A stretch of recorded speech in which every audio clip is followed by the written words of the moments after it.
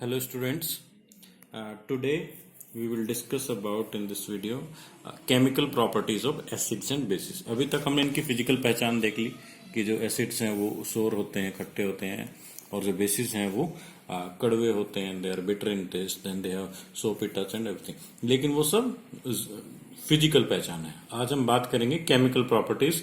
Essentially chemically वो चीजें क्या हैं, एसिड्स केमिकली कैसे डिफाइंड है, और जो एक आम आदमी का नोशन हमने बताया कि वो अलग हो सकता है, लेकिन हमारे लिए एसिड्स और बेसिस क्या हैं। तो essentially speaking they have this thing H positive which is called a proton or hydrogen ion. This is what all acids give when they are in aqueous form, means solution with water. तो पानी में जब acids को मिलाया जाता है तो they give H ion and OH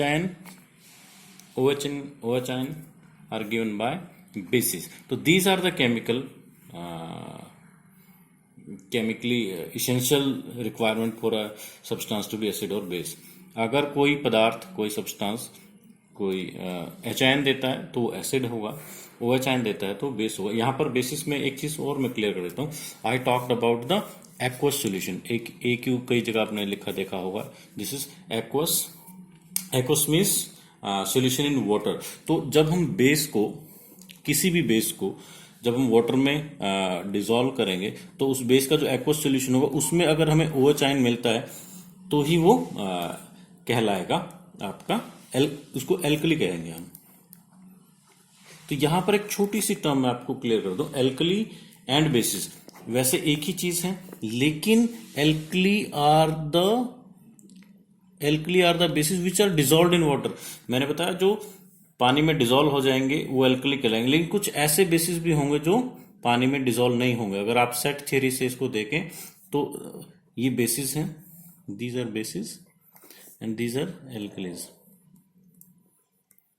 तो एल्कली कौन सा है? वो सारे बेस जो पानी में घुल जाते हैं। तो सभी एल्कली जो है वो बेसिस हैं, लेकिन सभी बेसिस जो है वो एल्कली नहीं है। All alkali are bases in nature but all bases are not alkali. So जो पानी में डिसॉल्व होंगे वही जो बेसिस हैं वो एल्कली कहलाएंगे।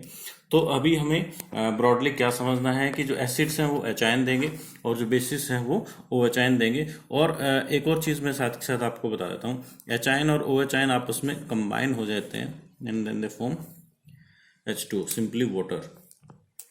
ये प्रॉपर्टी कहाँ पर आती है आगे मैं आपको फर्दर बताता हूँ। तो सबसे एक इम्पोर्टेंट प्रॉपर्टी पे आप ध्यान दें। तो हम एसिड्स को ऐसे समझ सकते हैं, acids have H ion and one more part. जैसे हमने एसिड्स का एग्जांपल देखा था HCl, बेसिस में हम देख सकते हैं सोडियम हाइड्रोक्साइड। तो अगर हम एक जेनरिक रिएक्शन लिखें तो यहाँ पर एक H आयन होगा और suppose this is H positive and some X is there. तो ये एक जेनरिक नोटेशन हो गया एसिड्स का। Then we have OH ion, there is a metal and then OH। So ये जो H आयन है एंड दिस OH, ये आपका क्लब होकर वाटर बना देता है और ये MX बन जाता है, MX प्लस H2। ये केमिकली है, एग्जाम्पल से और क्लियर हो जाएगा। तो सिंपली हम क्या कह सकते हैं, when an acid it reacts with a base from salt and water. तो कोई भी एसिड जब बेस के साथ रिएक्ट करता है तो सॉल्ट एंड वाटर बुलाता है। मैं एक केमिकल रिएक्शन लिखता हूँ, HCl is the acid and we have the base which is sodium hydroxide. तो जब ये रिएक्ट करेंगे OH एंड H और Na और Cl, NaCl is the salt, common salt बोलते हैं इसको, sodium chloride table salt plus water.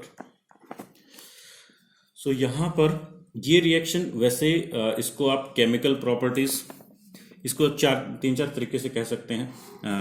एक चीज आप कह सकते हो, ये ऐसे भी बोला जाता है केमिकल प्रॉपर्टीज ऑफ एसिड्स में क्या आता है कि they react with base to form salt and water. तो एक चीज आप इसी रिएक्शन को आप ऐसे कह सकते हो केमिकल प्रॉपर्टीज ऑफ एसिड्स में कि one property of acid is they react with base to form salt and water.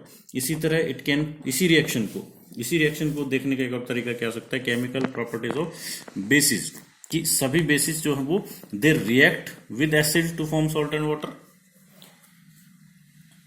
तो दो तरीके से हो गया। एक और तरीके, इस रिएक्शन का एक नाम भी है, that is called neutralisation. Neutralisation, इस रिएक्शन को हम reaction of acid and water to form acid and bases to form salt and water is called neutralisation. तो इन जनरल हम क्या समझते हैं कि कोई भी एसिड जो है बेस को न्यूट्रलाइज कर देता है, या कोई बेस जो है वो एसिड को न्यूट्रलाइज कर देता है, and they form salt and water. आगे पीएच की टर्म्स में भी पढ़ेंगे। तो ये दो तीन तरीके से हम इस रिएक्शन को देख सकते हैं। ये रिएक्शन एक प्रॉपर्टी भी है, इस रिएक्शन का अपना भी एक इंपॉर्टेंस है। तो ये बहुत ही इंपॉर्टेंट केमिकल रिएक्शन, एक एसिड की और बेस की, इसको आप याद रखें। और ये बहुत सारे तरीके से एग्जाम में जो है वो पूछी जाती है। So and this there are couple of things जो कि न्यूट्रलाइजेशन से संबंधित इसके यूजेस बहुत होते हैं। तो अभी पीएच का जब आपको कॉन्सेप्ट देंगे तो उसके बाद और डिटेल में इस पे डिस्कशन आता है। यूजेस मींस एसिड्स को सपोज हाइपर एसिडिटी हो जाता है। एसिडिटी हमें पता है कि our stomach release an acid which is hydrochloric acid. हमारे स्टोमक में HCl एसिड जो वो रिलीज होता है, लेकिन ये रिलीज होता है to digest the food, for digestion.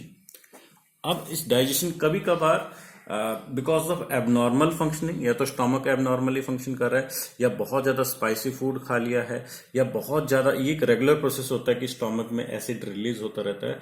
और काफी देर तक खाली पेट रहने की वजह से भी क्या होता है कि स्टोमक में जो एसिड है वो बहुत ज्यादा रिलीज हो जाता है। और ये कॉमन प्रॉब्लम्स आप देखते हो, टीवी में एड वगैरह भी देखते हैं कि एसिडिटी हो जाता है। तो द स्टेट, ऐसी अवस्था जब बॉडी में बहुत ज्यादा एसिड रिलीज हो जाता है, तो that is called the acidity. तो स्टोमक में एसिडिटी का प्रॉब्लम हो जाता है। ये एक नॉर्मल प्रॉब्लम है। तो this is because of excessive secretion of hydrochloric acid in the stomach. अब हम इस एसिड को क्या कर सकते हैं, वी कैन न्यूट्रलाइज इट। तो हम क्या करते हैं, इसको किसी बेस से ट्रीट करते हैं, और वो जो एसिडिटी है वो न्यूट्रलाइज हो जाती है, और सॉल्ट और वाटर बन जाते हैं। इस तरीके से जो एसिडिटी है वो हाइपर एसिडिटी इन्फेक्ट उसको बोलते हैं स्टोमक की, वो खत्म हो जाती है। तो बेस जो इसमें इस्तेमाल होते हैं वो माइल्ड बेसिस होते हैं। जैसे मैंने एसिड बताया था, वो भी स्ट्रॉन्ग और वीक हो सकते हैं। MgOH ट्वाइस, मैग्नीशियम हाइड्रोक्साइड, ये इसको मिल्क ऑफ मैग्नीशिया भी बोलते हैं। ये एक माइल्ड बेस है जो मतलब safely we can intake it, इसको लिया जा सकता है एज अ मेडिसिन।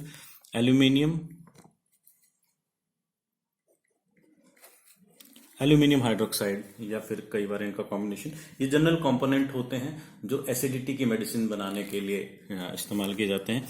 और इन सब को एंटासिड्स बोलते हैं। They are called antacids. Antacids वो मेडिसिन है जो आपका एसिडिटी को खत्म करते हैं। एसिडिटी क्या है, हमारे स्टोमक में excess HCl acid, hydrochloric acid release होना ही एसिडिटी है। इसकी वजह से हमारा डाइजेशन का प्रोसेस, बर्निंग सेंसेशन पेशेंट को हो सकती है।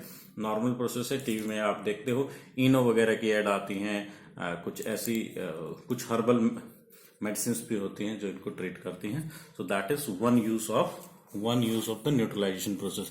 दूसरा प्रोसेस, इसके बहुत सारे यूज हैं आपके बुक में, तो आप उनको देख सकते हैं न्यूट्रलाइज करने के लिए। तो जब भी कोई ऐसी चीज होती है जहां पर एक्सेस ऑफ एसिड हमें तंग कर रहा है, या एक्सेस ऑफ बेस हमें तंग कर रहा है, तो हम न्यूट्रलाइजेशन का प्रोसेस फॉलो कर सकते हैं। जैसे हमारा जो टूथ डिके होते हैं, टूथ डिके, हमारे जो दांतों का डिके का जो प्रोसेस है, that is because of the acidic हो जाते हैं। हमारे दांत जो है वो जब एसिडिक हो जाते हैं, वो डिटेल्ड रिएक्शन आपके अभी कोर्स में नहीं है, तो उसको डीमिनरलाइजेशन ऑफ टीथ कहते हैं। तो जब एसिडिक मीडियम होता है, बैक्टीरिया उस पर काम करना शुरू कर देता है और दांत को तोड़ना शुरू कर देता है। लेकिन जब हम टूथपेस्ट करते हैं, टूथपेस्ट अप्लाई करते हैं उस पर, तो वो बेसिक इन नेचर होता है। तो ये हमें टूथपेस्ट से मिलता है। और ये टूथपेस्ट इस एसिड को खत्म कर देता है, न्यूट्रलाइज कर देता है, और फिर हम हमारा जो टूथ का डिके है जो वो स्टॉप हो जाता है। सो जैसे अभी टीवी में आप ऐड देखते हो कि दांतों की सड़न को जो पेस्ट है वो रोकते हैं 12 घंटे तक, डिशम डिशम जो फाइट है, दैट इज बिकॉज जितना देर तक आप उसको बेसिक मीडियम में रखेंगे उतनी देर तक वो उसका डिके रुकता रहेगा। इसीलिए हमें डिपेंडिंग अपॉन द सिचुएशन 2 बार जो है एटलीस्ट ब्रश करना पड़ता है, और इस तरह हम टूथ डिके को रोक सकते हैं। और भी बहुत सारे इसमें एग्जाम्पल है। एक बी स्टिंग का आता है। बी स्टिंग, कोई भी मधुमक्खी या जनरली काफी सारे इंसेक्ट्स होते हैं, जनरली मधुमक्खी की बात है तो बी स्टिंग, स्टिंग मीन्स जो वो हमें पिंच करते हैं, डंक मार देते हैं। जो मधुमक्खी का जो दंश होता है, डंक होता है, उसके अंदर there is an acid which is called formic acid. एक एसिड होता है, उसको फॉर्मिक एसिड कहते हैं। और जब भी कोई ये एंट में भी होता है, चींटी के अंदर भी होता है, तो आप याद रखते एंट, बी स्टिंग या कोई भी इंसेक्ट जब हमें जनरली काटता है तो उससे हमें जो पेन होता है, जो बर्निंग सेंसेशन होती है, जो जलन होती है स्किन में, वो इसलिए होती है क्योंकि वहां पर एक्सेस ऑफ फॉर्मिक एसिड उसके ऊपर बन जाता है। सॉरी, फॉर्मिक एसिड वो रिलीज कर देते हैं हमारे बॉडी में, जो बर्निंग सेंसेशन देता है, इन्फ्लेमेशन देता है, दर्द देता है। तो उसको आप कैसे क्योर कर सकते हो? अगेन उस फॉर्मिक एसिड को न्यूट्रलाइज करके आप उसको केयर कर सकते हो। तो उसको कैसे केयर करेंगे? आप उसके ऊपर कोई बेस अप्लाई कर सकते हो। बेस के लिए आपके पास जो सोप है, जो घर में साबुन आपको मिलता है, वो बेसिक नेचर के होते हैं। तो जैसे आप उस पे उस घाव को या उस अफेक्टेड एरिया को साबुन से धोते हैं, तो आपका जो एसिड है वो एक्स्ट्रा वो इसमें न्यूट्रलाइज हो जाता है एंड यू फील बेटर। सो और इसमें सॉइल का ट्रीटमेंट इसमें हो जाता है। हमारी सॉइल, जिससे क्या होता है कि जनरली जो फार्मर्स हैं उनको अपनी सॉइल की टेस्टिंग करवानी पड़ती है। थोड़े टाइम के बाद उनकी टेस्टिंग करवानी पड़ती है। वो इसलिए होता है कि सॉइल में हम एक ही तरह के फर्टिलाइजर जब डालते रहते हैं तो थोड़े दिन बाद क्या होता है कि सॉइल या तो एसिडिक हो जाती है या वो बेसिक हो जाती है। तो ऐसे में क्या करते हैं, उसको चेक किया जाता है। अगर वो बहुत ज़्यादा एसिडिक हो चुकी है तो हम कुछ ऐसे रिएजेंट यूज़ करते हैं, ऐसे फर्टिलाइजर यूज़ करते हैं कि उसकी बेसिसिटी बढ़ाई जाती है। और अगर वो बेसिक हो चुका है उसका सॉइल का प्रोफाइल, तो हम उसकी एसिडिटी बढ़ाते हैं। इस तरीके से सॉइल जब तक न्यूट्रल नहीं होगी तब तक उसके अंदर जो है वो अच्छा प्रोडक्शन क्रॉप्स का नहीं होगा। So that is one important property, acid base and neutralization. This is one of the most important properties of acid. तो acid and bases they cancel the effect of each other. आप यहाँ पर देख सकते हैं फिजिकल पहचान की अगर आप बात करें तो एसिड जो है वो खट्टे होते हैं। अगर हम यहाँ पे लेके आते हैं, एसिड जो है वो खट्टे होते हैं टेस्ट में, बेस जो होते हैं वो बिटर इन टेस्ट, कड़वे होते हैं। तो वो दोनों मिलके अब जब हम एक एसिड और बेस को मिलाते हैं, ना तो वो खट्टा रहता है ना वो कड़वा रहता है, that becomes salt and water. So this is the base of this reaction. I hope you got the idea. Thank you.